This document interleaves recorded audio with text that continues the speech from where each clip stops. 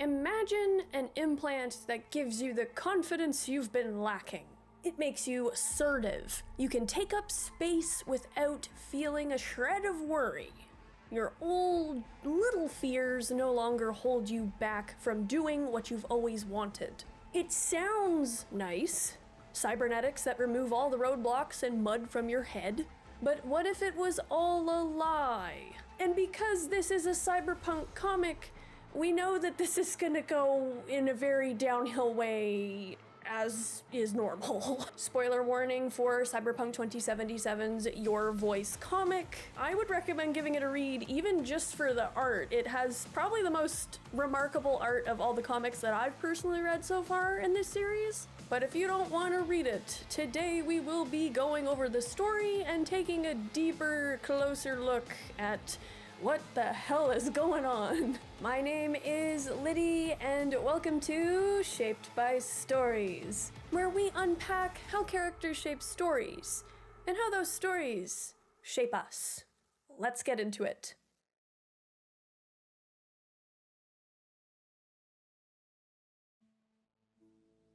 Our story begins one evening in Japantown, on August 19th, 2023. Todd, an NCART techie, I say NCART throughout this, I'm not sure if it's supposed to be NC-ART or if I have to say NCART, but I just say NCART, I don't know, is just about done with the monotonous, repetitive events of his day. As a techie, Todd's job is to make sure the NCART metro and transportation lines are all functioning, and every day that just involves fixing busted circuits, tinkering with this bit of software. A far cry from the characters we are used to following around in Night City stories. But as he's just about to finish up his day, Todd sees her. A woman with spiky hair and butterfly-ish eye makeup, striking a pose on an enormous billboard. Todd just stares up at her until the rumbling of the metro, the constant grumble of his repetitive life, brings him back to Earth. Todd descends into the subway tunnels, there to fix a switch with his trusty robot sidekick. But as fate would have it, once more, a woman's face catches his eye, eerily similar to the one we just saw on the billboard. It's only for a split second that their eyes meet, as her train roars past Todd towards its stop.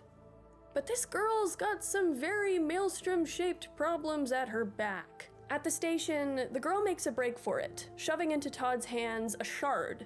She tells him to find her fixer in an hour and that he'll pay him for the shard. She returns to face the Maelstromers, but she doesn't last long, 2 against 1. Todd runs, but he stops when he realizes this girl is in trouble. Maelstrom orders Todd to give them the shard, or else the girl's life is zip. But Todd is as reasonably afraid of the gangers as he is crafty. He loads the shard into his little bot, but not before downloading its contents. Todd makes a proposal. If the girl is released safely, they get the bot and the shard. Because Todd knows all the train times, he uses the incoming train as leverage.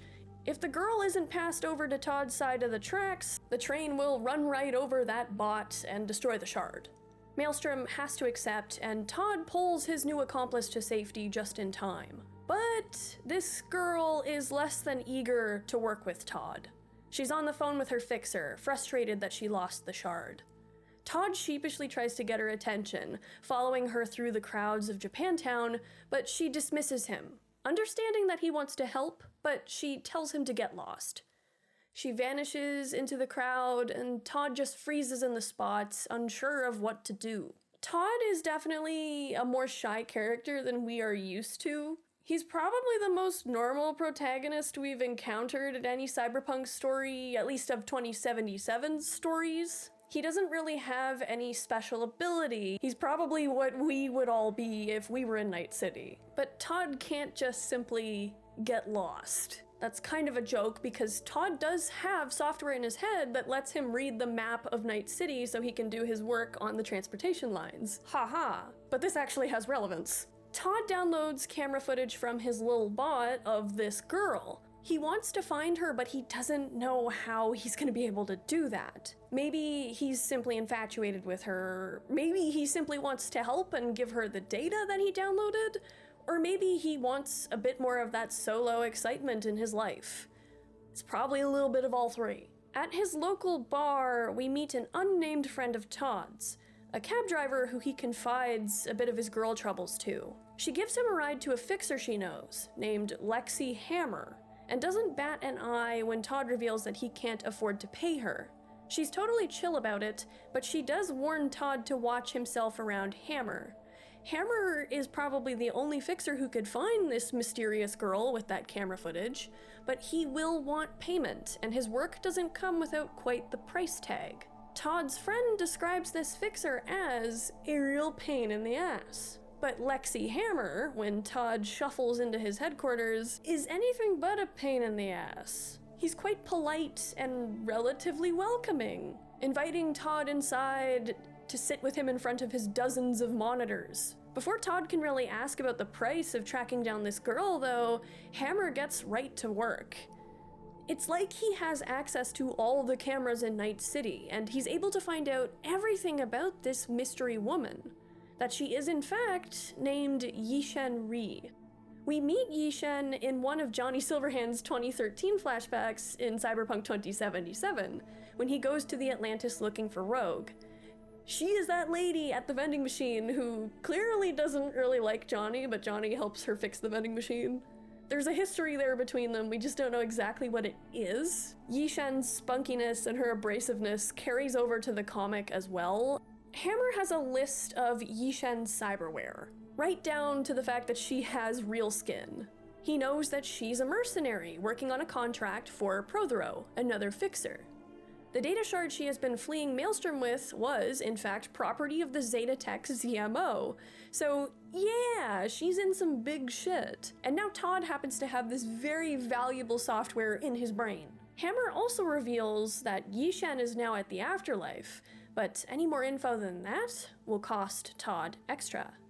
Todd is already sitting at a 3K Eddie bill. Todd panics as he doesn't have that kind of money on him, which, you know, Hammer did kind of just steamroll him there. He didn't even let him ask about the price or how it works or anything like that. He just kind of got right to work and threw Todd under the bus there. This is another thing that shows that Todd, as he is right now, is meek. People do tend to just walk right over him. He's probably used to that happening in his day-to-day. We've seen Yishen do it, we've seen Hammer do it. Who's next? But Hammer is still surprisingly generous to Todd. He says that Todd can work off his debt and gives him a state-of-the-art shard, an amygdala stimulator, he calls it. It, quote, makes your brain make quicker decisions, he says. Hammer says this is totally safe. He's tried it on all kinds of other people.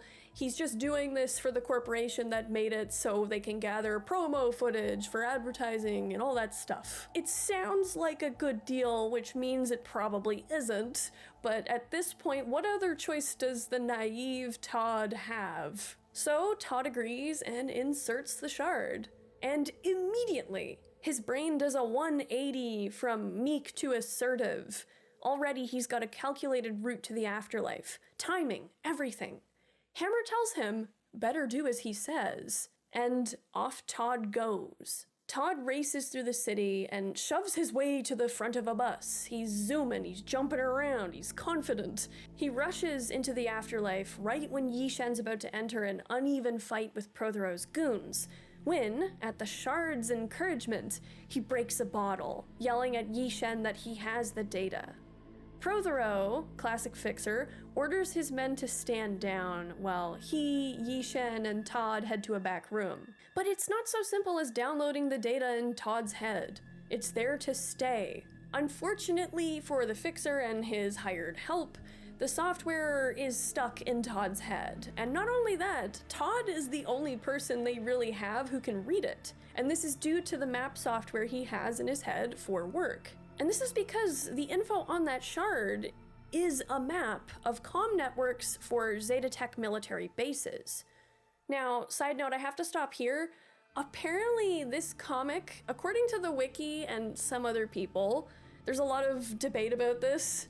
Apparently, when this comic is discussing Zetatech military stuff, it actually was meant to say Militech. Some sources say that this is error, that it was supposed to say Militech. Some people say that why can't it be Zetatech?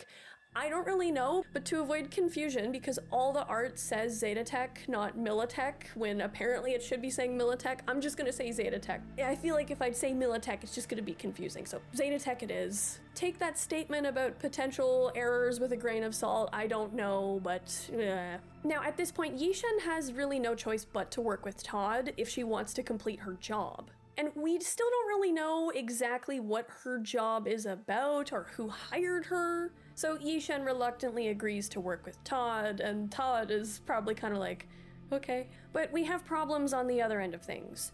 The Zetatech CMO isn't happy that Maelstrom let Yishen get away.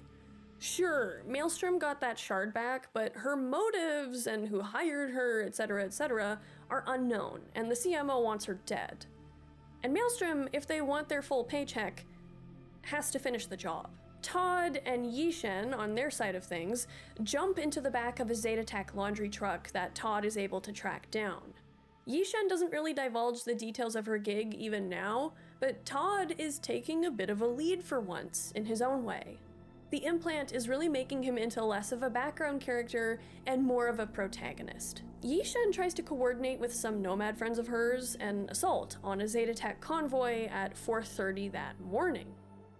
As the laundry truck pulls into a Zetatech base in the Badlands, Yishen and Todd slip out into the darkness, commandeering a military-grade AV using the codes in Todd's head. As the two are flying to the rendezvous point far in the Badlands, Maelstrom appears. It turns out they put a tracker on Yishen when they let her go. Todd listens to Yishen and that new voice in his head and buckles up. Yishen does manage to take out the enemy AV by shooting the Maelstrom pilot square in the face, but their own ride ends up crashing as well. For a moment, Todd thinks that Yishen is done for. He starts talking to himself. The voice isn't speaking to him. He thinks something is wrong. He doesn't know what to do. He's kind of reverting back to the person he is on a day-to-day. But Yishen wakes up, saying, "Little crisis of faith." Todd probably does sound a bit nutty when she catches him talking to himself, as she has no idea about the shard in his head. Todd helps Yishen to the nearby Silver Mungo, a bar in the middle of the Badlands frequented by nomads. Yishen tries to arrange a meetup there instead, now that they don't have a ride, but a firefight breaks out when some wraiths come into the bar, and they happen to recognize Yishen. Once again, Todd's implants direct him to be a hero. He saves Yishen from the wraiths, though she does get a nasty shot in her shoulder. But Todd also shoots a dancer when the voice says, shoot, either her or Yishen. And I have some ideas about this dancer's importance because I think there is some. Hold on to that thought and this green panel of her here. The nomads arrive just in time as the hour for the convoy raid is close at hand. And the raid does go off without a hitch. The nomads find a specific truck, warning the guards inside not to get us all blown up, before gassing them and running off with 2 cases of likely something explosive. The only thing is, despite how successful this op has been so far, Yishen's fixer refuses to send her evac. She's on her own. She has to make her own way back to NC. All he says is that Zetatech now, not even just the CMO or Maelstrom, is now gunning for her. He's happy because they haven't traced it back towards him. The nomads try to convince Yishen to just leave her fixer behind and join them instead. But she says she can't. This job she took on is a job from a friend, she says, with some hesitation.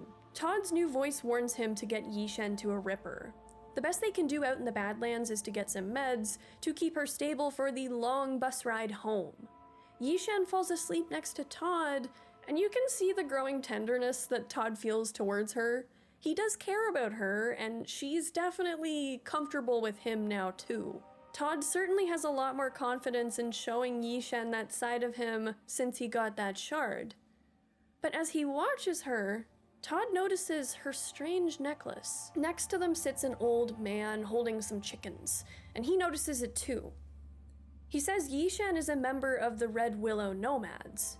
He even tells Todd where the clan will be riding next, if Todd wanted to go to them, to take Yishen home. One wonders why Yishen left her nomad family. Maybe she's kind of like Pan Am. They both kind of have that fiery personality. They both ventured into the realm of being a merc. Todd simply says, "I don't think so. Can't even say where I'll be tomorrow." And the old man looks at his chickens and says, "Now these chickens here, they don't know where they're gonna be tomorrow. But you?" I mean, yeah, chickens are just sort of where they are. There's that is true. Unless chickens do understand the construct of time, which would imply that the dinosaurs maybe did. It always comes back to dinosaurs. But yeah, people can know if they're gonna spend the next day on a bus with chickens. They can know if they're gonna eat chickens for tomorrow's supper. They're gonna have it for leftovers at lunch. But in all seriousness, that is the main thing about Todd's life. Todd always knows where he's gonna be the next day and what he's gonna be doing, because it's always the same thing every day in that miserable cycle of life in NC. Knowing can be nice in some cases, but in Todd's case, he knows what he's probably gonna be doing tomorrow and for the rest of his life, and that alone should make him eager to join the Nomads, to embrace not knowing where he's gonna be tomorrow. Back in Night City, Yishen's condition is worsening. There is no way she can finish her gig, so Todd takes over for her. At this point, of his own volition, I think, not just because his new voice is telling him to take over. Todd is sort of growing into that voice himself. Prothero says that in the meantime, he will take Yishen to get patched up somewhere. Todd asks Yishen if she'll be okay when the voice urges Todd to kiss her, and he does. And Yishen does kiss him back. They share a little fluffy moment in the street together, briefly kind of just holding each other. And it's so cute. Todd goes to the Atlantis to meet the client there. A lone guy at a table by the bar. And guess who the client is? Johnny Silverhand himself turns to face Todd, but he's a little confused. "Where's that nice piece of ass from Prothero, the one I ordered? What, didn't like it the last time?" Maybe Johnny hired her for another job before and she almost died and she's never quite been able to let it go. But Yishen does describe him as, with hesitation, a friend. So maybe that vending machine incident did get Johnny some points back. Todd tries to explain what happened, but Johnny just says, "Never mind, fuck her," and takes one of the two cases. I don't know where the second one went. I think the Nomads took the case, that's my assumption. But before Johnny can walk away, he turns and asks Todd to wait. "Know your way around a gun, kid?" he asks. The voice in Todd's head screams at him to say yes, say yes. But as he meets Johnny's eyes, Todd says no. The voice is like, "What?" And off Johnny goes. "Go back! Do you even know who that was?" Todd leaves the bar, taking the chip out of his head. He says, "Your 24 hours are up," and he crushes the shard beneath his boot. Todd returns to the afterlife, looking for Prothero. He wants to get in contact with Yishen. The idea of a tomorrow he doesn't know lays before him, and that must be equally exciting and nerve-wracking, especially now that that voice is gone. A voice that seemed really separately opinionated by the end there, especially for a voice that was supposed to be his brain making its own better decisions, or faster decisions. Todd waits all night, but Prothero never shows. He heads out into the streets as dawn breaks, passing by billboards yet again. But wait, what day is it? August 21st, 2023. And the news is appropriately on fire, with an event we all probably know fairly well at this point. The bombing of Arasaka Tower. Johnny Silverhand's face, cigarette hanging from his lips, stares blankly on the screen, next to the smoking Arasaka Towers. So I guess now we know why Johnny asked Todd if he knew his way around a gun. It's probably a good thing that Todd said no. And I guess we also now know what was in that suitcase, hence the explosives discussion back during the actual raid to get them. And we do know from lore that those bombs are Militech bombs, so I guess that's one reason why people believe that it's not supposed to be Zetatech in this comic, it's supposed to be Militech. But that's not all. Next is an advertisement for a freshly released brain dance that's been selling like stupid since its release the night before. Badlands Raid. Yishen's face smirks across the square, exactly as Todd saw it the night before. Todd stumbles away in shock when his friend, the cab driver, calls him aside. She's excited. She's like, "Whoa, was that you, Todd? This is crazy." Todd says, "It wasn't me. You get it?" "Then who?" his friend asks. "I don't know," he shrugs. "The voice, it told me what to do." Todd's friend just blinks. "You mean the director?" Realization hits Todd like a crashing wave. Oh my god, was Yishen ever real? Was any of what happened actually legit? Did it actually organically happen? How much of this was staged? The voice in his head was literally Hammer the whole time? His brain had nothing to do with it? His friend says, "Get in, I know a lawyer. Lexi owes you eddies out the wazoo." And the girl, she knew, right? 'Cause if not, she's in deep shit. The next day, Todd lays on his bed in his dumpy apartment, BD wreath covering his eyes. He's watching the brain dance for himself, going over every moment with Yishen. He's probably looking for some sign that any of it was real, that she was real, that what they felt was real. Was any of his bravery, was any of what he did, like, actually him at all? Or was it just simply him being easily impressionable, easily led? Meanwhile, the real Yishen lays in a Night Corp private hospital. Prothero standing outside while her Ripper fixes her up, only for Zetatech Corpos to show up. They kill Prothero and they enter Yishen's room.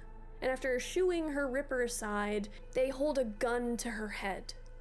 Before Yishen can grab her gun and fight for her life, she is executed on the hospital bed. And from what we know, Todd is never the wiser.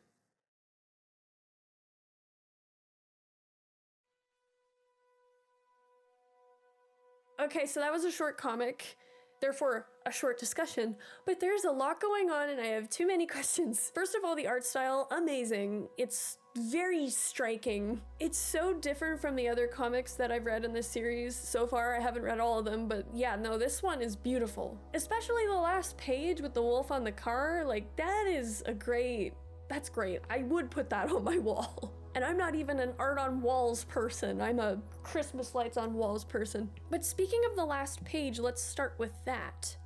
It's reminding me of the Moon Tarot card, which, to quote the 2077 Codex entry for the Moon card, the moon reminds us that reality is not always what it seems at first glance. In a world of appearances and illusions, the best course is often charted by one's own intuition. The moon is also the card of dreams, desires, and of course, sleep, death's nightly ritual. And this whole story involves every bit of that moon card. Poor Todd. None of it is what it actually seemed to be at all.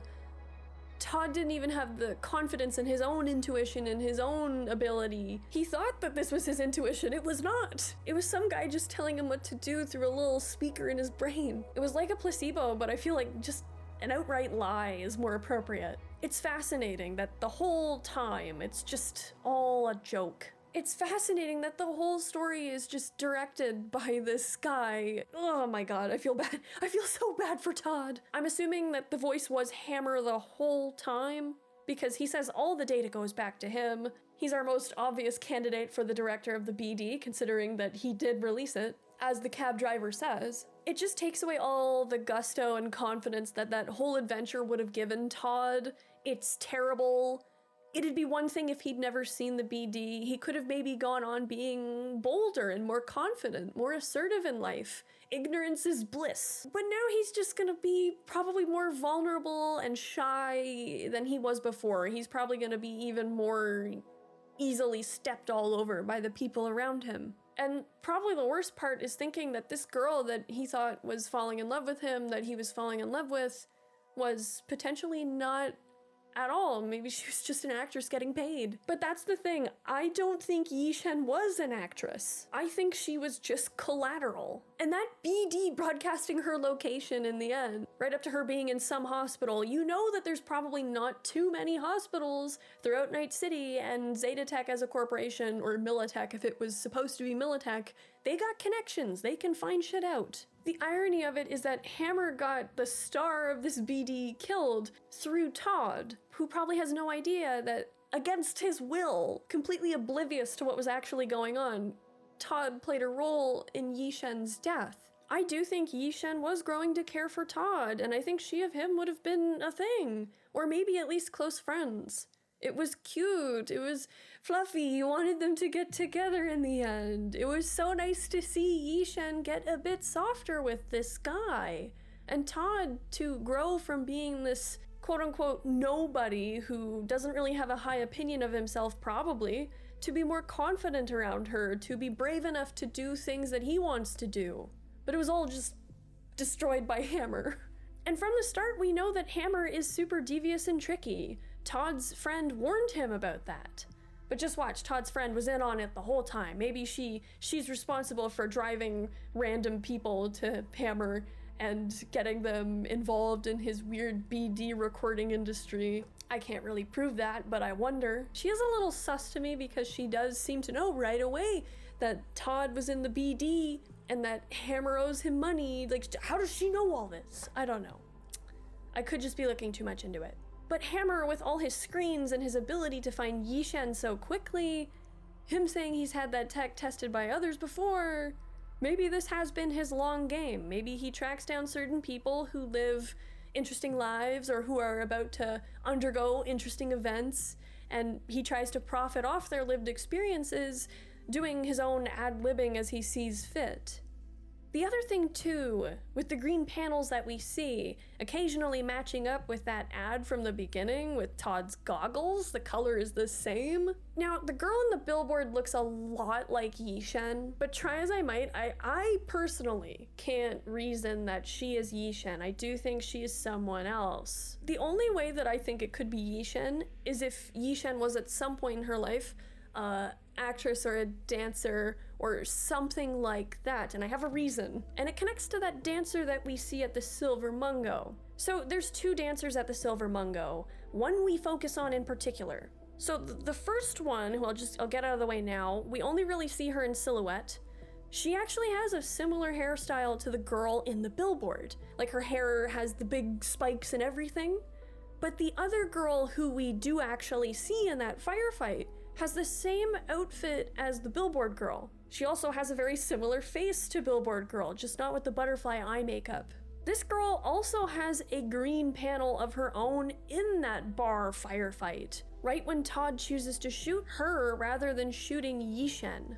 He doesn't even hesitate. Of course he's gonna try to save Yishen over this girl. Unless I'm reading that line wrong, maybe what he meant is if you don't shoot now, it's either gonna be Yishen or that girl who gets shot by the wraiths. I feel like I'm correct with the first read of the line. I only have doubts because I am a self-professed comic illiterate individual.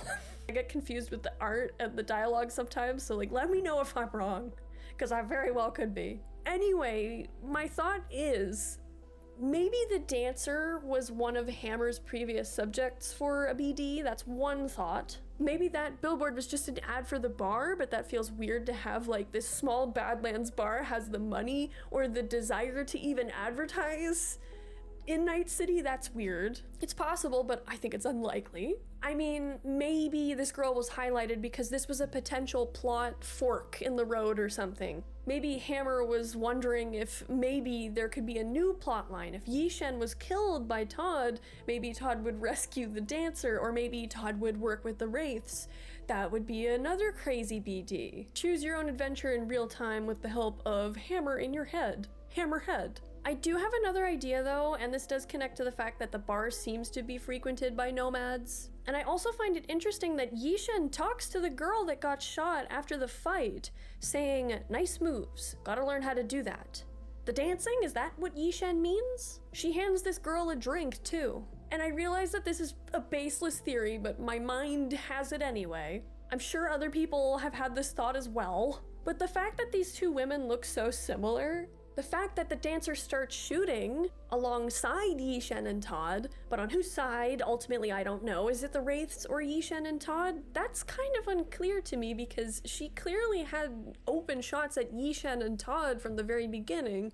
You'd think that if she was on the Wraiths side, she would have shot as soon as possible. I feel like Todd was just doing exactly what he was told or something by the director. That doesn't necessarily mean that the dancer was with the Wraiths. And there's also the fact that she has that green panel like Yishen. I think the only time we see other characters in a greenish panel is when the Zetatech CMO is talking with Maelstrom, but it's different. It's not the same sort of green style. The Shard is also in a green panel earlier too, but those are really the only two characters we see in that style. Yishen and this dancer girl. Are they sisters? Do they know each other? Were they both in the Red Willow clan? The dancer has that dragon tattoo, and I don't know, could that be an emblem for a nomad band, or is it just a tattoo? Since I've entered tinfoil hat territory, I might as well just say, for me, I think there's a similarity between the hair of the girl on the sign for the Silver Mungo and the Red Willow necklace that Yishen wears. I know this sounds crazy, but I do see some similarity there. I just thought the hair was a weird thing to focus on in the panel that really focused on the end of the hair with the spikes. Maybe Yishen was a dancer there once upon a time. Maybe that's how she met Johnny when Johnny was out there. Maybe it's not the first time he's crashed a car with a dancer in it. Maybe Yishen was that dancer. But I can't shake the feeling that the dancer was important somehow. Maybe not in the way that I am wondering, but it's fun to speculate. I feel like I'm missing something with this, so let me know your own thoughts on this. I'm stumped. I also find it really weird too that towards the end of the story, in the Night Corp hospital, we see a face in green, a woman's face with like connect the dots numbers. Like, is it like supposed to be like plastic surgery type mapping and whatnot? I don't know. And the fact that the hospital is Night Corp, but I don't know if Night Corp is as sus in the 2020s as they are by the 2070s.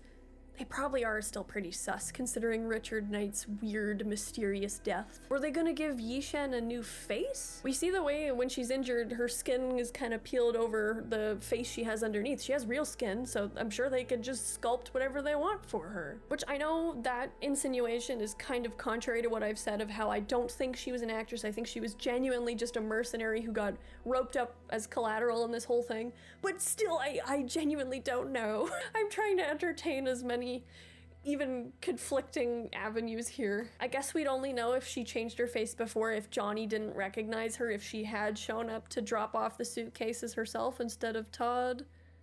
We'll never know. Okay, and that's where I need to leave the discussion for now. Considering the events that this comic leads up to, I'm probably going to be bringing it up again in the future. So please, by all means, leave your own opinions on it in the thoughts section below. The thought section. The thought section. I mean, the comments are a thought section. I gotta go before I start questioning my reality and my own intuition, before I start questioning the voice in my head, unless it's not mine, but someone else's. Just like Johnny and V. How about that? Thank you so much for watching. This one is a short comic, but it broke my brain in different ways because I am in Cyberpunk tinfoil hat territory a bit again. It feels good to be back. It's been a long time since I've delved into that properly, like with the Garry the Prophet video and Alt Cunningham. That was fun. I'm sorry about no Bela today. Bela is currently at the shed building site. I have to go now too because I stayed behind to get some recording done and some work done. So yes, I gotta go build a shed now. But of course, first and most importantly, members, thank you so much once again for supporting the channel. We've hit 100 members. That's crazy shit, guys. Thank you so much for your monetary support, as well as all of the kind comments that you leave on every video. I really appreciate it. Members, if you were the voice in my head, I'd probably be scared because there's 100 of you and that would be a lot. But you know what? I'd get used to it because I'd be like, members, they're pretty all right. And of course, thank you so much to everybody for watching, for liking, for commenting, subscribing. Have a wonderful day, and I will see you again in the next one. Goodbye.